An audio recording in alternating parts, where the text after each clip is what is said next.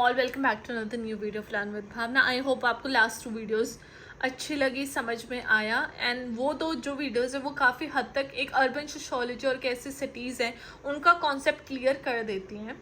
So now we will talk about another important question जहाँ पे हम बात करते हैं अप्रोचेस जो कि इम्पॉर्टेंट है अर्बन फिनोमिना को स्टडी करने के लिए, राइट। अभी मैं ये वीडियो बना रही हूँ क्योंकि इसकी मेरे पास मैंने इस तरीके से टाइप किया है। बाकी मैं अगर आपको ये वाले कॉन्सेप्ट नहीं आए समझ में, then I will try to make sure कि मैं आपको बाइंडर से अच्छे से एक अनदर इम्पॉर्टेंट वीडियो ला सकूँ। अगर आपको ये समझ में ना आए तो आप कमेंट करके ज़रूर बताना कि मुझे एक और वीडियो लानी चाहिए इन अप्रोचेस के ऊपर, या फिर this is sufficient. Okay, so now talking about approaches, तो यहाँ पे 2-3 मेजर अप्रोचेस हैं जब हम बात करते हैं अर्बन फिनोमिना को एनालाइज करने के लिए, स्टडी करने के लिए। तो फर्स्ट आ जाती है हमारी ट्रेड कॉम्प्लेक्स अप्रोच।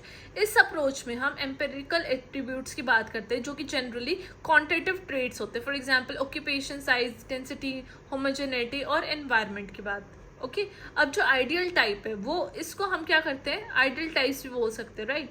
जो आइडियल टाइप है वो कंस्ट्रक्ट करते हैं या फैसिलिटेट करते हैं एनालिसिस ऑफ एम्पेरिकल क्वेश्चन, जहाँ पे काफ़ी सारे जो रिसर्चर्स हैं उनको वो फुल्ली अवेयर है कि ये जो कॉन्सेप्ट्स है ये क्यों यूज़ कर रहे हैं, राइट। जिससे कि रिजल्ट किस में करता है वो, ये जो रिजल्ट है वो ऑफन क्या होते हैं, इम्प्रिसाइज होते हैं या फिर एम्बिग्युअस होते हैं, राइट। अगर आपको पता है कि आप ये रिसर्च किसके लिए कर रहे हो, देन इट बिकम, तो आपका जो रिजल्ट है वो बहुत ज़्यादा कंसाइज हो जाता है, राइट। वो बहुत ज़्यादा एक टू द पॉइंट हो जाता है। लेकिन आपको पता ही नहीं है आपको कि जब रिसर्चर्स को they need to be fully aware, उनको पता ही नहीं है कि वो रिसर्च किस लिए हो रही है, देन जो फिर जो रिजल्ट होता है वो बहुत ज़्यादा इम्प्रिसाइज होता है, एम्बिग्युअस होता है, वो पता नहीं होता है। और जो वेबर है उन्होंने इसके बारे में बात की थी कि जो लैंग्वेज है जहाँ पे हिस्टोरियंस बात करते हैं, जहाँ पे 100 ऑफ वर्ड्स आ जाते हैं जो कि बहुत ज़्यादा एम्बिग्युअस होते हैं, राइट। उनकी बल्कि कोई भी डायरेक्शन नहीं होती है, तो वो होती है एम्बिग्विटी, राइट, जिसके हमें नॉलेज ना होना, पता ना होना। तो वो एक ऐसी अनकॉन्शियसली कंसीव्ड नीड क्रिएट कर देता है जहाँ पे एडिक्वेट एक्सप्रेशंस की बहुत ज़्यादा ज़रूरत होती है ताकि उस पर्टिकुलर चीज़ की जो मीनिंग है वो फील की जा सके, ना कि उसके बारे में सिर्फ सोचा जा सके, राइट। सोचने से ज़्यादा इम्पॉर्टेंट है उसको हम अपनी लाइफ में इम्प्लीमेंट कर सके या उस चीज़ को हम फील कर सके। Okay, this is what weber said.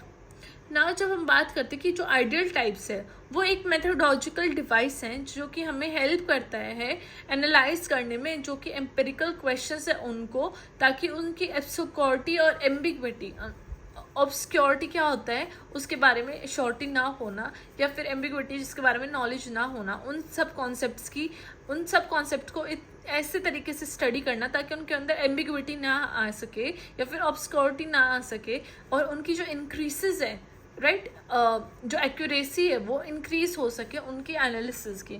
जब हम आइडियल टाइप की बात करते हैं तो एक की टर्म है जो कि वेबर की जो मेथडोलॉजिकल ऐसे थे उसमें उन्होंने यूज़ किया था ऐसे एक डिवाइस को लेके ताकि वो अंडरस्टैंड करे जो कि हिस्टोरिकल कॉन्फ़िगरेशंस है, स्पेसिफिक हिस्टोरिकल प्रॉब्लम्स हैं उनको अंडरस्टैंड करने में।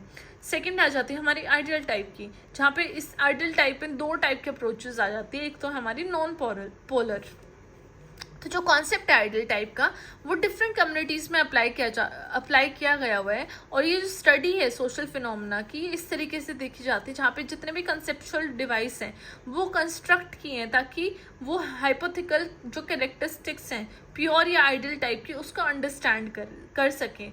ये इस तरीके से यूज़ किया जाता है जहाँ पे जो टर्म प्योर या आइडियल है वो nothing to do subjective evaluation of phenomena being study, right. उसका सब्जेक्टिव खुद की जो बिलीफ है उससे रिलेशन नहीं है, लेकिन जो ऑब्जेक्टिव है, जो ट्रू है, उससे रिलेशन है।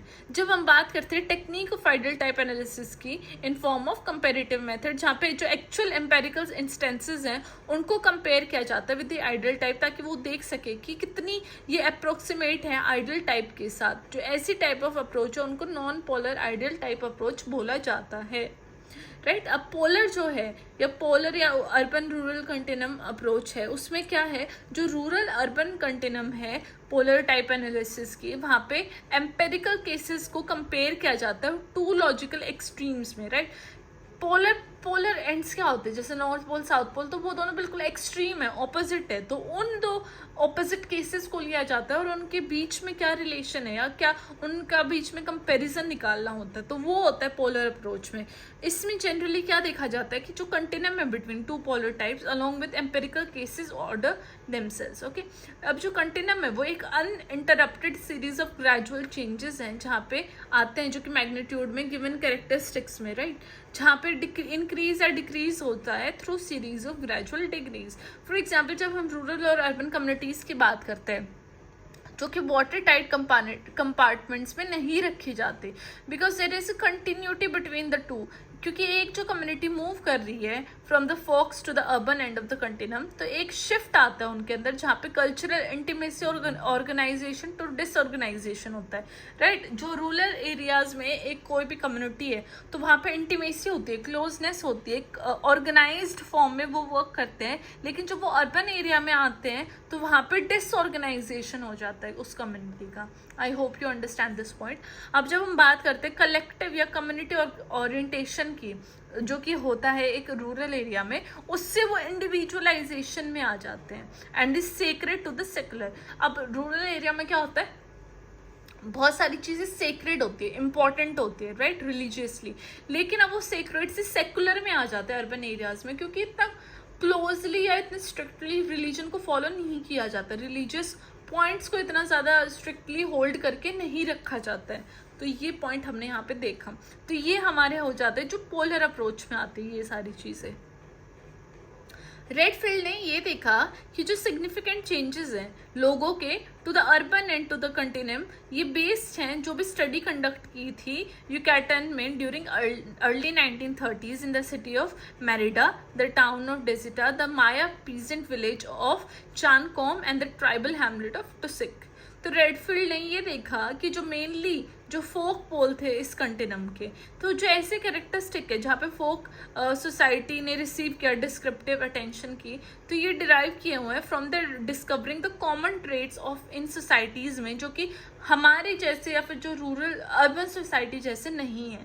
तो ये जो डेफिनेटिव क्वालिटी है अर्बन टाइप की, जो कि लाइक लॉजिकली ऑपोजिट है, जहाँ पे जो कैरेक्टरिस्टिक है फोक की जो कि अर्बन सोसाइटीज़ में नहीं देखी जाते हैं। तो अर्बन सोसाइटी ने एक्चुअली कभी भी ऐसी चीज़ों को डिस्कस नहीं किया आइडियल टाइप में, और ना ही उनको एक्सप्लिसिटली कभी भी नेम किया।